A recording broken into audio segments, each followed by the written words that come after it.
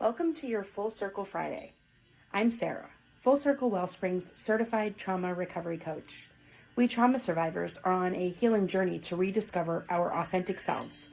And today I'd like to share something to help you in your post-traumatic growth.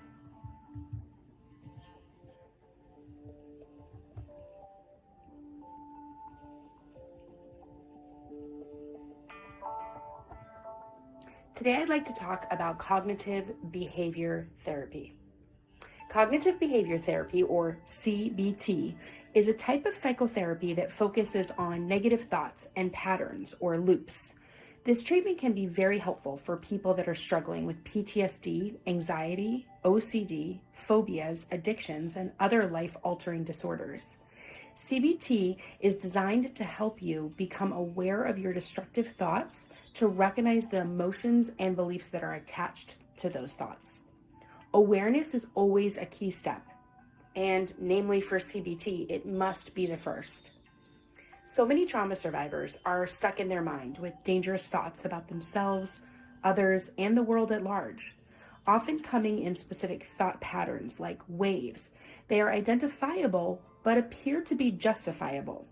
Most survivors are battling the idea that they are to blame for their abuse. Because of that, they tend to attack themselves inwardly, although we know that some trauma survivors may also turn their behaviors outward to others. However, your actions don't just happen.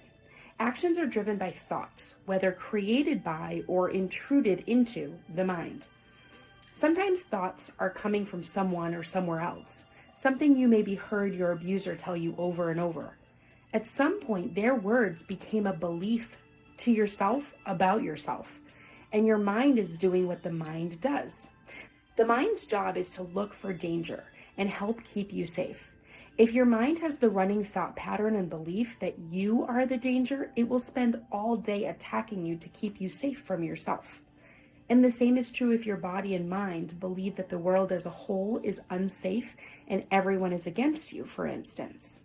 Your mind will spend a great deal of time trying to remind you of this truth that the world is unsafe, and therefore your thoughts can be found looping through thinking to try to save you from that harm. The mind is so wonderful because it truly is doing these things for you to keep you protected.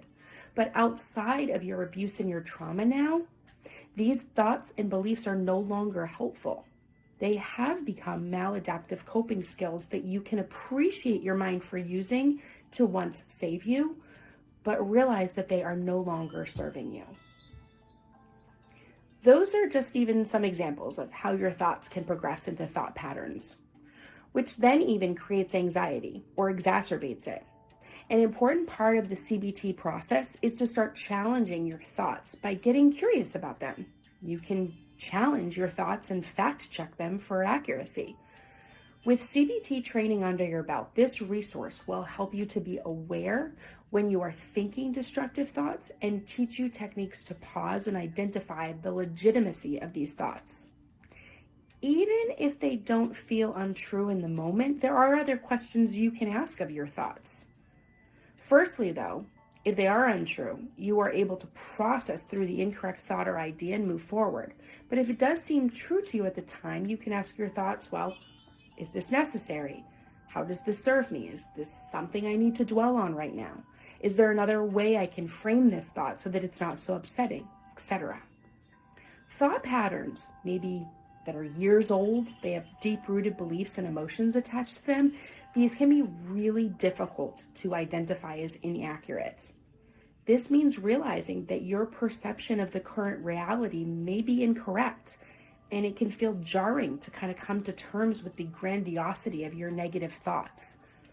This is a huge step in CBT training. These thoughts are often linked to behavior patterns that are often self-destructive and may even be addictive, as if your mind has given you this attached behavior as a prescription to cure the thought. However, we know this only sets you into a patterned loop again. This is where CBT is very useful with survivors who have maladaptive coping skills of dependency, such as food, drugs, or alcohol, as well as anyone who's suffering from OCD. We have spent decades trying to stop behaviors without giving the necessary attention to the thoughts that have driven the behaviors. CBT came about in the 1960s and is designed to flip that script and start recognizing, challenging, and reframing or reshaping the thought patterns that are behind the coping behaviors themselves. Especially if you suffer from intrusive thoughts that tend to appear out of nowhere or come to you in your own mind but sound similar to your abuser. Getting to the root of the thoughts themselves, this is paramount in your healing journey. We previously had talked about the basics of functional care for yourself. This type of healing that can be found through CBT is a great stepping stone onto the path of healthier intuitive eating or even better sleep.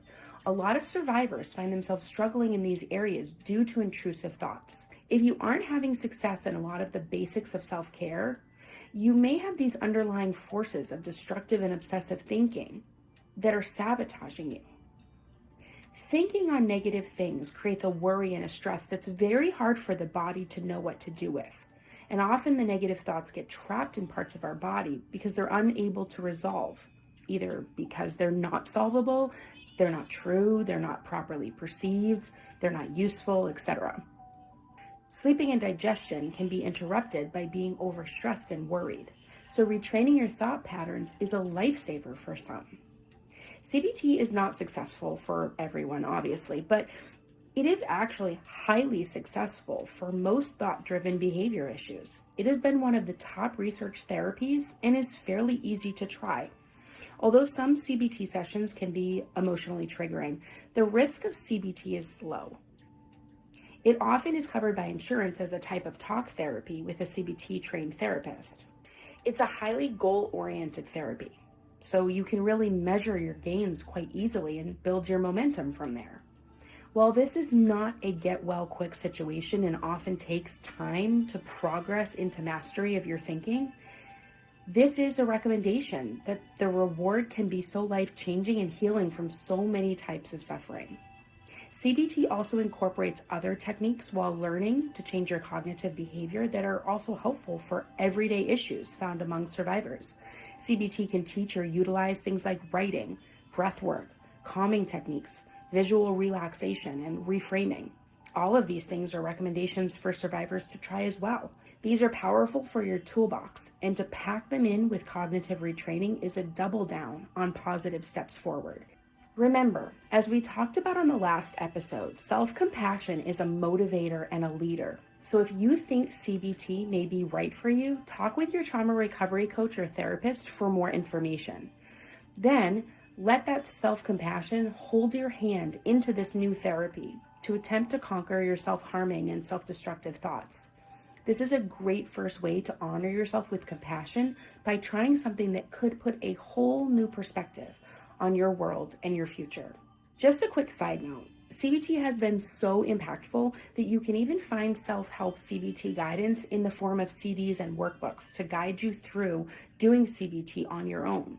If you do stumble upon this as an option for yourself, please note that self-CBT could be harmful or just rendered ineffective for someone suffering with severe PTSD or clinical depression or extreme OCD, etc.